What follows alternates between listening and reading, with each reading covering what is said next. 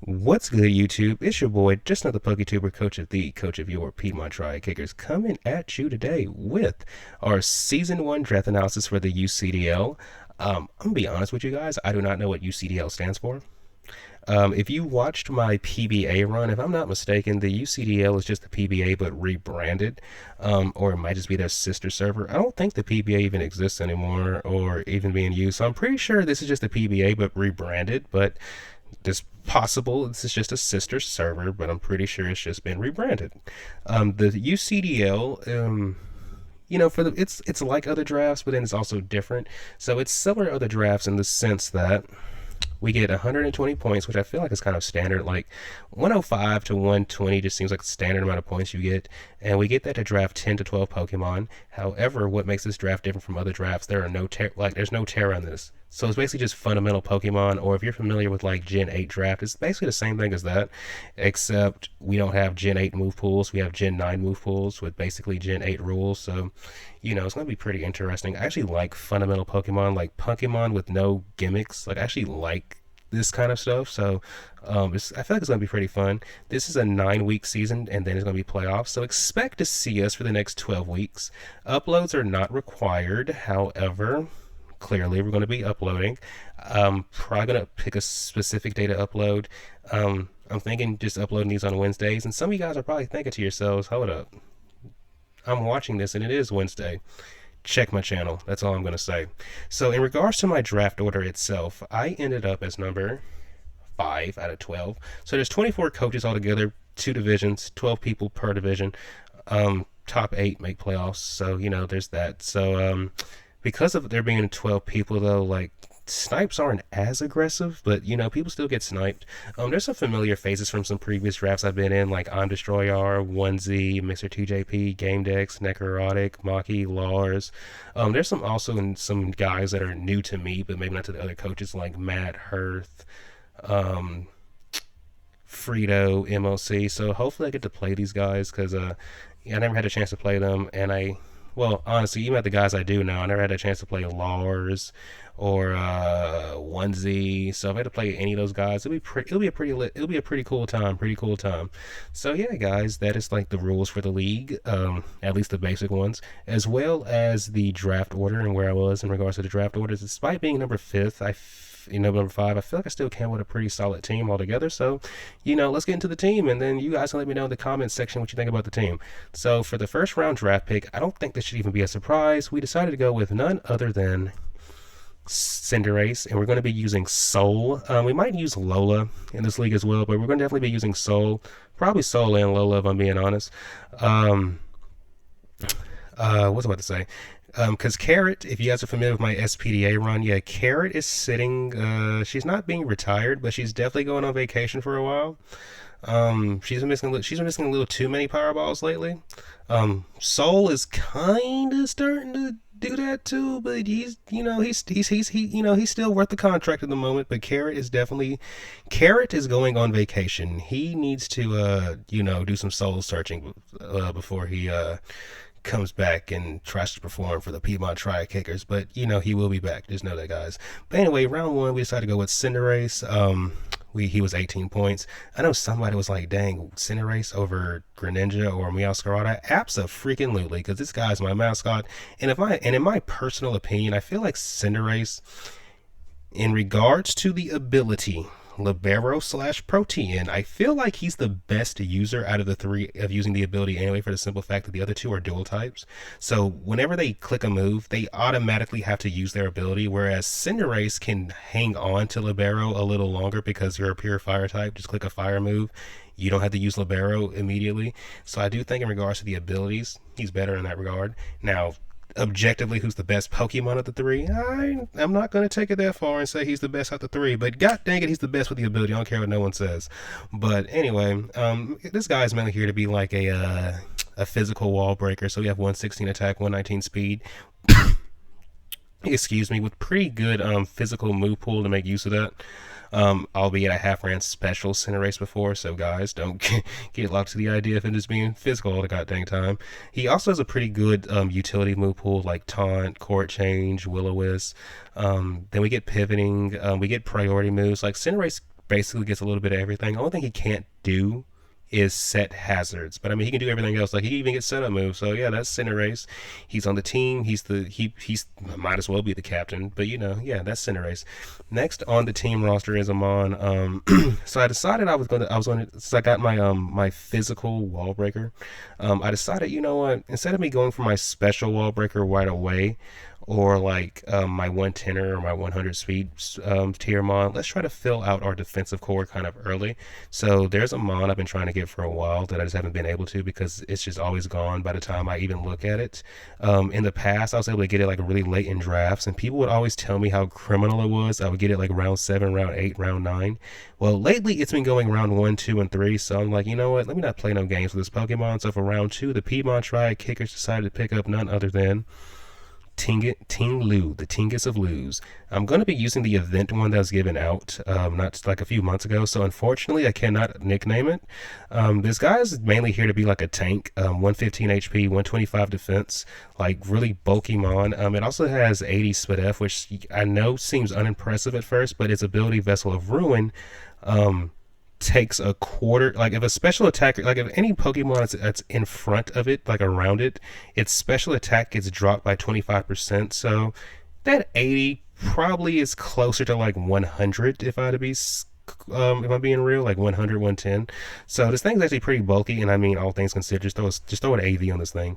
This guy's mainly going to be here to like, set hazards, phase things out that want to try to set up on us, and just help get chip on the other opponent's team because its signature ability that it shares with other members of its quartet, it's called Ruination. So you use it, it's like Super Fang, you just do have, but it also gets Payback and Earthquake. So Payback, since this mon is always going second because of how slow it is, Payback is basically as strong as Earthquake. So depending on what you're trying to hit, you're going to get some good damage even with no investment because of the 110 attack stat.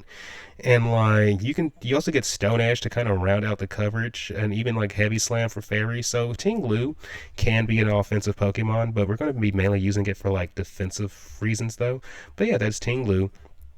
To fill out my defensive core, a Pokemon I've seen paired with Ting Lu several times. I've never had a chance to use it, and I mean, bro, they more or less cover each other's weaknesses perfectly, and this mon is also bulky, and just like Ting Lu, it's not a bulky Pokemon that is passive, which I like. So for round 3, we decided to pick up none other than Pecharunt. We're going to be using our Pecharunt from the game, Mochi Mochi. So we only have 68 points left to pick up 8 more Pokemon. Great. But I feel like we got some, like our first 3 are really solid.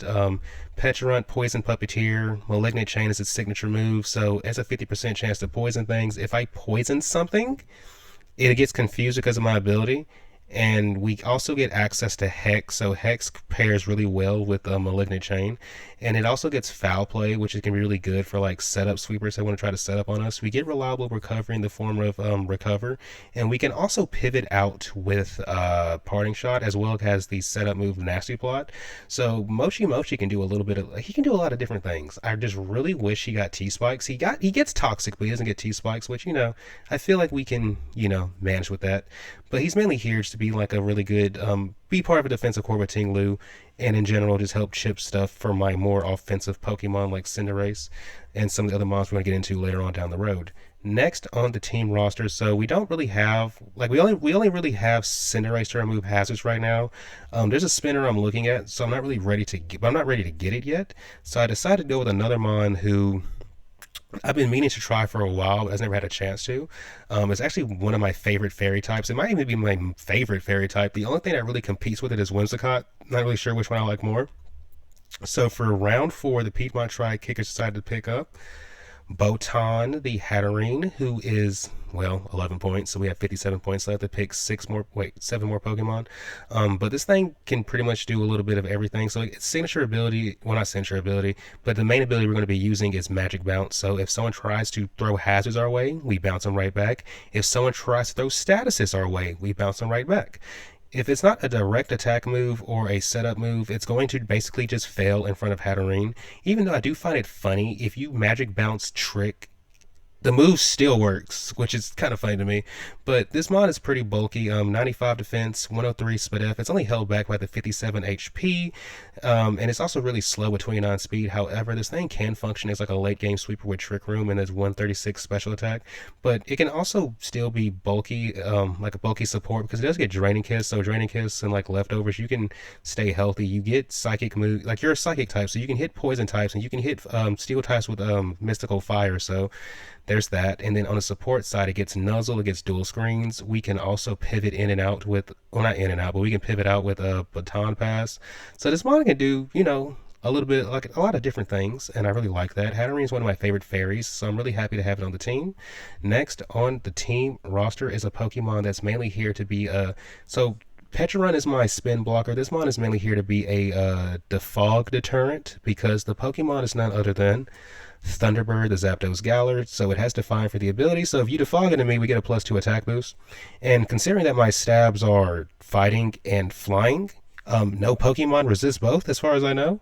You don't want to give this thing a +2 attack boost, especially considering it does have 125 attack and it has 100 speed. So good, basically good enough to sweep something. Then we have pretty decent bulk too, with like 90 defenses like across the board.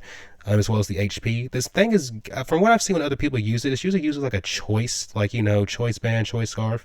But because of how good this Pokemon is at just holding those items, it kind of doesn't hurt to run those items a lot.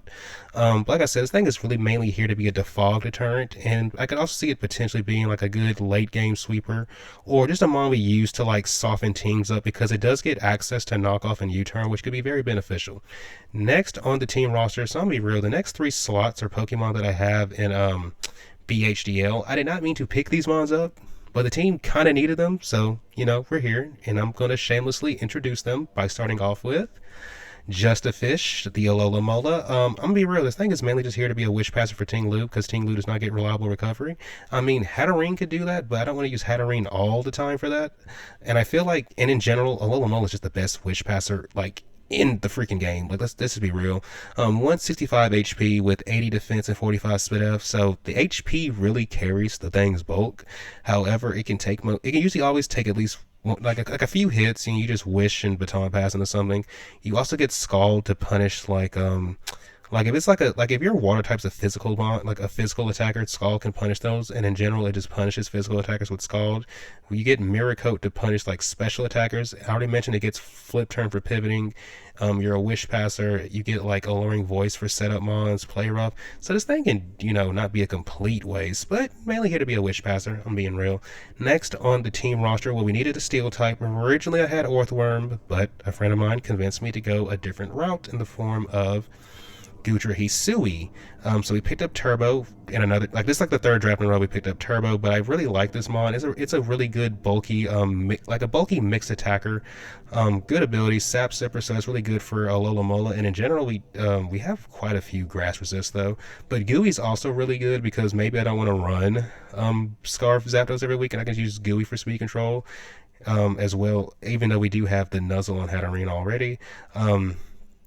But anyway, like I said, this thing could be like a mixed attacker, 100 attack, 110 special attack. So you can use like, I usually run it mixed anyway. So I actually, I've come to really like this mon, and I feel like it's pretty bulky too, like 80 HP, 100 defense, and the main selling point, the 150 spit F. Like, even though it's a steel type that's neutral to Moonblast, when you get hit by Moonblast, it still looks like resisted damage most of the time. Or anytime it gets hit by something that is like neutral, that should be super effective to like one of the typings or whatever. But yeah, Gutra's mainly here just to be like a tank and help chip teams down for like my in-game mons. But yeah, that is Gutra. Next on the team roster is another mon that I have in the BHDL. It's the last mon from my BHDL team that's going to be on this team. It is none other than Pebbles, the Ogerpon Wellspring. All the other Ogerpons were taken. I really wanted Cornerstone, got taken. I really wanted, I looked at the regular one, got taken. So I was like, screw it, let's just get this one right here. Because I wasn't going to go Hearth Flame. because then we'd just be really weak to Stealth Rock. That would really suck. But Water Absorb can be really beneficial for like Ting Lu and Cinderace. And then also, because since there's no Terra, like Water and Grass, like there's really nothing that's going to wall both except for another Grass type, but this thing gets U-Turn. And of course, there are Dragon types, but this thing gets Play Rough, so yeah, you're not walling this Pokemon in this format. This thing is mainly here just to be like a strong setup sweeper, maybe even a late game sweeper. Either, I mean, it's going to do one of two things. It's going to want to do one of three things. Either you're going to be a setup sweeper, a late game cleaner, or the mon I use to soften the team up in the beginning of the game. It's one of the three because that's just what it's mainly used for. But it also does have like a good support move pool. Like, you know, it gets spikes, it gets encore, it gets taunt. So we also have access to stuff like that. We get leech seed. This mon is deceptively bulky from my experiences with it. But yeah, that is Pebbles. Happy to have you on the team. Next on the team roster. So like I told you guys earlier, I wanted a rapid spinner. There was a rapid spinner I was looking at, but I felt like it was too early to get this guy. We only have 10 points left to pick 3 more Pokemon. And this rapid spinner was only 6 points, and thankfully he made it to like basically the end of the draft. So we decided to pick up for the first time ever Static Shock, the Regieleki, who was 6 points. We have 4 points left for 2 more Pokemon. This guy's main selling points are the 100 attack and 200 speed. I know 100 seems power crept, but he has Transistor as his ability. So basically, when I click an electric move, it's like having a free life orb. Basically, this guy is mainly going to be like rapid spinning. He also gets access to like dual screens, and then you can just pivot out with Volt Switch. You're 200 speed, so you're going to be outspeeding a lot of Pokemon, even if they're Choice Scarf. So 9 times out of 10. Whatever I need him to do, he's going to be able to do it. It's just about us handling the ground types on the team because he gets no coverage for ground types outside of like Hyper Beam and Explosion, I think. So, you know, there's that. I guess Terra Blast as well. But yeah, that is a Static Shock, mainly here to be a support mon, but I also see him applying a lot of I see him putting in a lot of work offensively as well, just because of how good Transistor is, and especially just in general, like how good electric types are. If like you just get rid of the ground type. Next on the team roster, I know some of you guys are probably thinking, "All right, Brandon, where's the webs at?" So we have 4 points to pick 2 Pokemon. So 1 2-pointer I decided to go with was none other than Peter Parker to Spidops. You guys know how I feel about Spidops. He's really here to set webs and any other hazards I can get up. He gets phasing with Circle Throw. We can also just click Memento and then, you know, set webs and then just Memento into our setup sweeper like that. He gets pivoting with U-Turn. We get priority with Sucker Punch and First Impression. Like, for 2 points, this mon can do a whole lot of stuff, if I'm being honest. I've used him a lot before. Not really going to go into too much detail on him now. You guys know how I feel about Spidops. Next on the team roster and to round out the draft, we decided to pick up none other than Todoroki the Glaceon. So I named it Todoroki because I have a Terrifier shiny Glaceon. If you watch MHA, My Hero Academia, I'm pretty sure you guys know where I'm going with this. I'm not sure how I want to use this Pokemon on this team, because we do have Snow in the form of Alola Mola. It can set Snow, then pivot into the Mon. But outside of like doing like something gimmicky like that, I don't really see what I'm going to use Glaceon for. But one, I really wanted to be able to say I used like all the evolutions. I'm only missing Flareon at this point. And two, I thought Glaceon, like I do feel like 130 special attack with like its bulk is actually pretty good. I'm just not sure how I want to use it yet.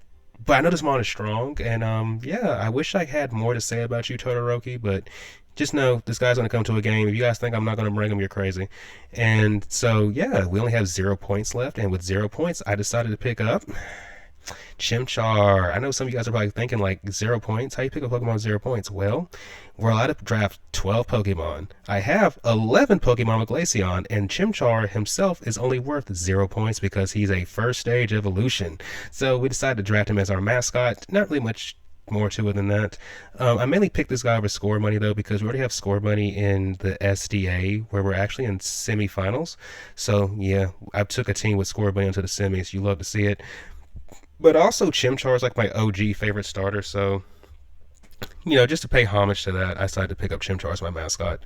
But yeah, guys, I think I've said everything that I had to say about the team, so without further ado, that is the end of my draft analysis. Thank you, everybody, for, you know, sitting through and watching it till the end. I really appreciate it.